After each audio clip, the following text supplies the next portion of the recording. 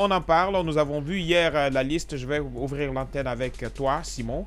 Voilà, nous avons vu hier la liste qui est parue, la liste des 11 stations qui devaient servir 24 heures sur 24 pendant ces périodes de crise, notamment la station Sans Fil, le PTT, la station Sans Fil, la station Bellevue, lycée français, Yimbaya Rond-Point, les stations Shell également, Shell de l'aéroport, Shell de Cité de l'Air, Shell de Château 2, Shell Tanene base militaire, Shell Nongo Dem et Shell Kobaya village. Ce sont ces quelques stations qui avaient été citées par le directeur général de la SONAP qui nous disait hier que c'était ces stations qui étaient censées travailler 24 heures sur 24 pour le bonheur des populations, mais très tristement et très malheureusement, voilà notre grand désarroi. On a remarqué qu'il n'y a pratiquement aucune station sur l'axe Le Prince, c'est-à-dire de la Bellevue jusqu'à Kagbele. Comment tu peux analyser cette situation? Alors, je pense qu'à ce niveau, l'État a manqué de tact parce qu'il faut dire que le rôle de l'État, c'est assurer le service minimum pour tout le monde. Il se trouve que l'axe, c'est quand même une route... C'est quand même Conakry. Voilà, c'est quand même Conakry. C'est quand même une route assez pratiquée.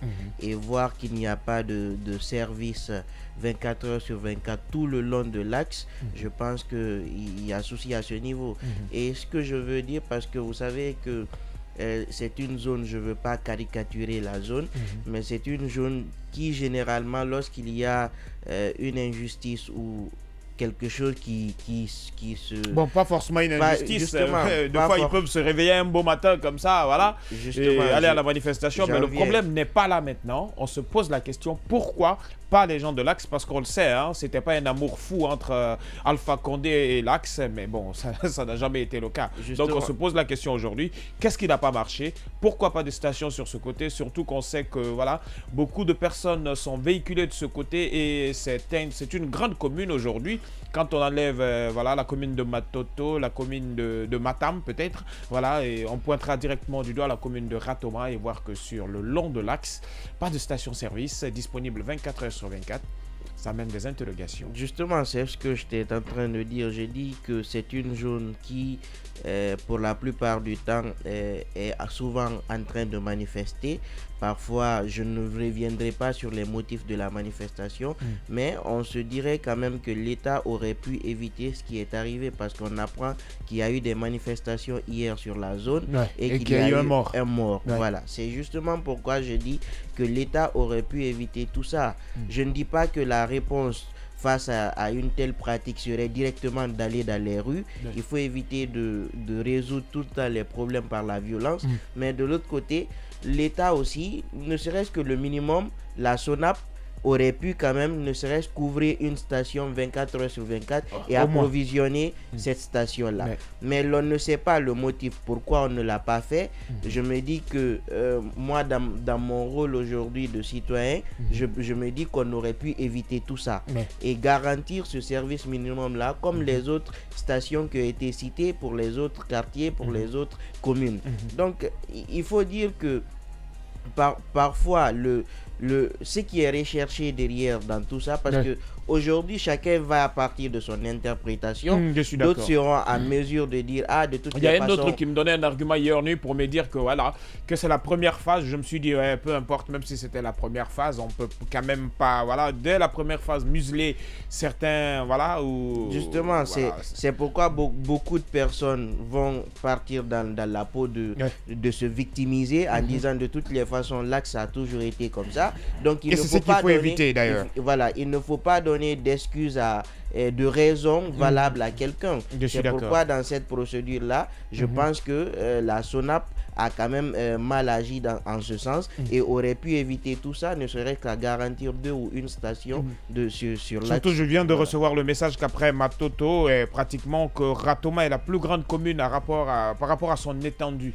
Voilà, parce qu'on voit aujourd'hui que c'est une nouvelle commune, il y a tellement de nouveaux quartiers.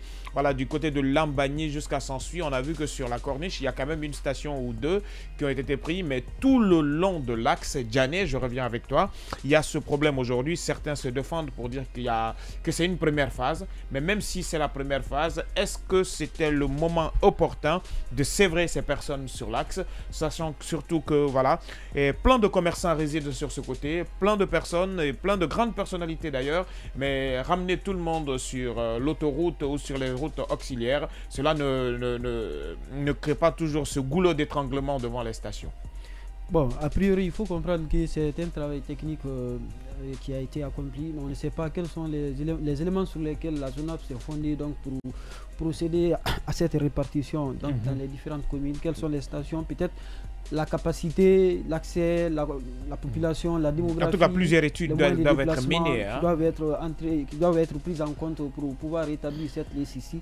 Mais pour le moment, nous ne savons pas pour lesquelles. Et depuis hier, malgré la manifestation sur donc, cette autoroute, il n'y a pas quand même eu de communication officielle parce que toute la nuit, j'ai sillonné la page donc, de la SONAP pour savoir si on pouvait quand même avoir une réponse. Mais malheureusement, c'était vraiment une passe blanche et qui n'avait pas du tout pris en compte cela. Mais on pense bien que en attendant cela, il faut éviter la spéculation pour n'est-ce pas, laisser la place à la communication officielle. Je suis d'accord.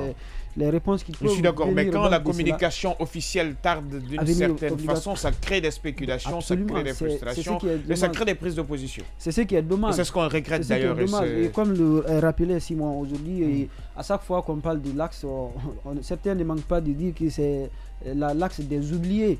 Et donc c'est ce qui fait d'ailleurs croire que c'est la mauvaise foi de la part du gouvernement, mais moi je ne pense pas que ce soit ainsi. Parce qu'une omission aussi express comme ça, quand même. Est-ce que c'est express? On ne sait pas, c'est pourquoi je demande. Les raisons ne sont pas 100% établies. Voilà, je ne sais pas si c'est cela, mais ce que moi je sais, généralement les zones à haut risque, parce que l'axe est, en tout cas, d'après les informations, en tout cas des services de sécurité, c'est une zone où, en tout cas conflictueuse, où franchement la population n'est pas du tout mise avec les forces de sécurité, les forces de défense et autres.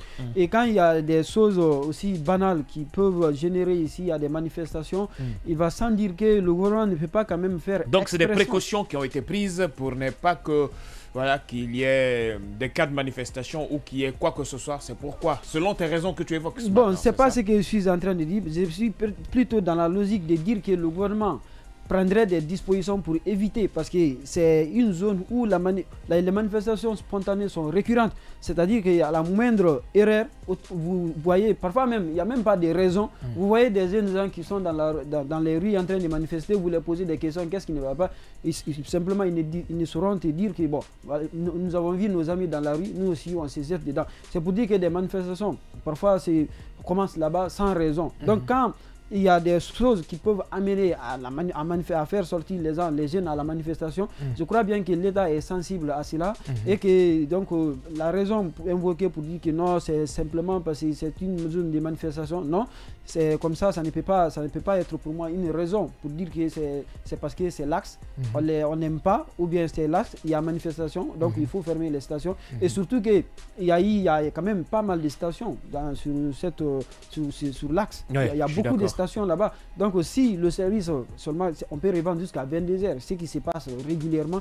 Donc à partir de H24 qui a été sollicité, ou disons qui a été exigé dans certaines stations ici. Est-ce que d'ailleurs ça a été le cas? Parce que les stations indiquées ici, pratiquement moi j'étais à la ville hier jusqu'à 22 heures. Ouais, c'est quand même chaud, hein, même les différentes stations voilà, de sans fil et tout ça. Et la station de Kobaya, pratiquement il n'y avait pas de carburant sur l'axe hier à partir de Lambaye. Bon, je ne sais pas comment ils appellent ici, la cornice, il n'y avait pas du tout de station. Juste même à la Belle Vie, moi j'ai passé là-bas, quand j'ai passé, il n'y avait pas de carburant là-bas. Donc c'est pour dire que ça a été une communication, mais dans les faits, dans la matérialité, ça manque. Il n'y a pas eu de vente, ou disons, il n'y a pas eu de service à H24. Pour le moment, on ne sait pas ce que ça peut donner aujourd'hui. Nous espérons quand même que la situation de l'axe soit prise en compte et que les en tout cas, on vient de recevoir un message du procureur général qui nous dit ce matin matin. Il ne faut pas oublier que les stations ne sont pas des propriétés de l'État. Il ne s'agit pas donc non plus d'une réquisition des stations par l'État, à mon avis. Peut-être que la SONAP n'a pas pour le moment trouvé des stations pour des raisons de sécurité invoquées par les propriétaires des différentes stations. Oui, surtout, rapidement, Simon, si tu permets, il faut s'intéresser surtout à la capacité de flotte de ces stations. Il y a ça dedans. Également aussi leur capacité de stockage.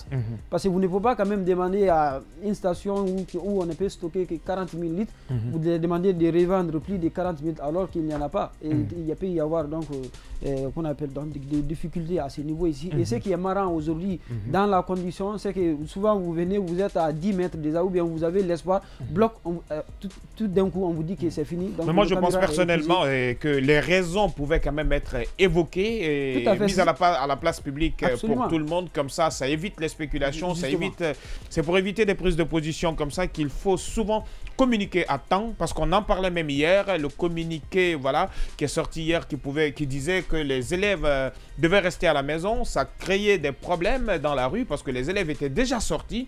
Normalement, ça devait faire l'objet d'un communiqué officiel à la télévision nationale, c'est-à-dire dans le journal de 20 h. Mais très malheureusement, la décision est sortie le matin, parce que c'est le matin que les gens étaient informés.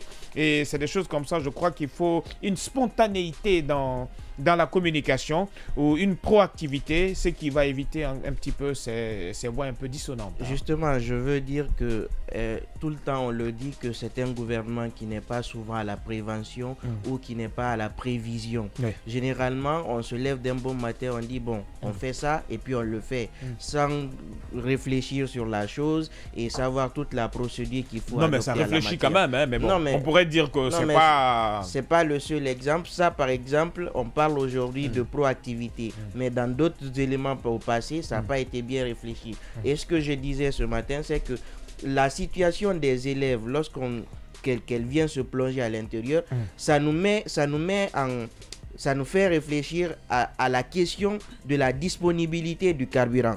Parce qu'il faut le dire, si on dit aux élèves de rester, on sait que la crise, elle a quand même commencé depuis une semaine, et qu'on est dans cette situation, les gens se débrouillent tout de même à aller en cours, à aller faire ceci, cela. Mais si on vit avec ce communiqué-là, à ce moment précis, je ne fais pas de spéculation, mais ça nous fait penser quand même qu'il n'y a pas de carburant disponible. C'est pourquoi peut-être cette situation de l'axe pourrait justifier le fait qu'il n'y a pas assez de carburant. On donne d'abord de l'autre côté et que le second, non, permets que je termine. En termes de second volet, la répartition, si elle devait être faite, elle devait être faite de façon équitable, même si c'était pas 100% équitable, au moins une station. Donc, sauf ces autres études de faisabilité qui ont été évoquées par le procureur en chef, peut-être qu'ils peuvent rentrer en jeu. Ça, c'est une autre question de la petite quantité disponible, comment on va répartir. Moi, ce que j'ai dit, est-ce que la quantité qui est là, est-ce qu'elle est pour tout le monde? Elle n'est pas assez suffisante. Voilà, elle n'est pas assez évident. Voilà. Donc c'est pour dire, on va dire peut-être qu'on va approvisionner un côté et que lorsqu'il y aura, on a vu récemment avec les accords qui ont été signés du côté de la Sierra Leone, est-ce que lorsque ces citernes-là vont venir, on dira peut-être qu'on va servir, peut-être que c'est comme ça la SONAP a réfléchi. Et oui, mais il faut communiquer dessus, c'est ça, Simon. C'est ce que l'on revient au quotidien dessus. Je suis d'accord qu'il faut communiquer là-dessus et je suis d'accord qu'une bonne communication aurait permis à tout le monde de bien comprendre et qu'à travers cette communication-là, on aurait pu dire qu'ils ont bien fait ou mal fait. Aujourd'hui, c'est silence radio à ce niveau, donc chacun y va de son commentaire, et chacun y va de son interprétation. Est-ce qu'il faut notamment éviter et du côté de la SONAP, on ne nous a pas donné une version assez claire. On essaie de défendre, on a des positions qui nous disent peut-être que c'est parce que ça pourrait être une omission. Voilà, c'était pour enlever tous ces peut-être qu'il était vraiment temps de communiquer et dire la raison expresse. Justement, c'est pourquoi aujourd'hui, ce matin, si du côté de la SONAP, M. Doumbouya nous écoute, qu'il sache effectivement que toute la population a besoin d'explications valables. Pourquoi on a omis tout l'axe dans ce service-là? Parce que il faut dire que c'est une situation de crise, tout le monde est concerné et le minimum qu'il y a, il faut faire en sorte que tout le monde puisse avoir le peu qu'il y a. Maintenant, si on oublie toute une zone pour servir les autres, je pense qu'à quelque part c'est une discrimination, c'est une ségrégation, parce qu'aujourd'hui on ne peut pas nous dire qu'au côté de l'axe si on envoie des militaires, il y aura manifestation. On pourrait quand même prendre toutes les Ça peut être précautions. bien Quadrillé comme les autres stations. On envoie des troupes et puis ils sont là-bas, je vous dis, ils sont armés. C'est pour dire que on prend toutes les précautions idoines en la matière pour qu'il n'y ait pas de débordement. Parce qu'on a vu des PA ici et quand c'était le cas, voilà, il y avait peu de violence sur l'axe. Justement. Donc, il faut le dire que l'État n'a aucune excuse à dire qu'on n'aurait pas pu sécuriser l'axe parce qu'il y a quand même les prérogatives de puissance publique. On peut faire recours à ces forces de sécurité et de défense pour assurer la sécurité. Et comme nous dit d'ailleurs